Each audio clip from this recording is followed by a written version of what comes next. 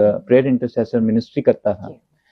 तो उस 2 video shoot होने के बाद मुझसे परमिशन ने बात करी, क्योंकि मैं थोड़ा मैं कमर्शियल एरिया में ही आ रहा हूँ। मैं कह रहा हूँ कि यार इसके व्यूज नहीं आ रहे वीडियो के व्यूज नहीं है, पर एक माइंड में मेरे है कि मुझे प्रभु के लिए कुछ करना है, मुझे अपना जीवन जो है पवित्रताई में लेके जाना है, मुझे आत्मिक बनना है। पर यहाँ में एक साइड चल रहा है ब्रेन में, व्यूज नहीं आ रहे, लाइक्स नहीं आ रहे।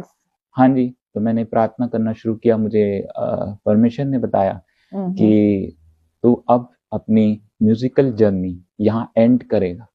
सिंगापुर में परमिशन मुझसे बात करी, और तू मेरे वचन में बढ़ेगा, वर्ड ऑफ गॉड में बढ़ेगा, क्योंकि तू चाहता है कि तू वर्ल्ड को रीच आउट कर सके। तो मैं तुझे प्रीचिंग के थ्रू वर्ल्ड को रीच आउट करूंगा, वर्ल्ड को रीच आउट कराने के लिए तुझको रेडी करूंगा, और तभी ये पॉडकास्ट यहाँ है। आमीन।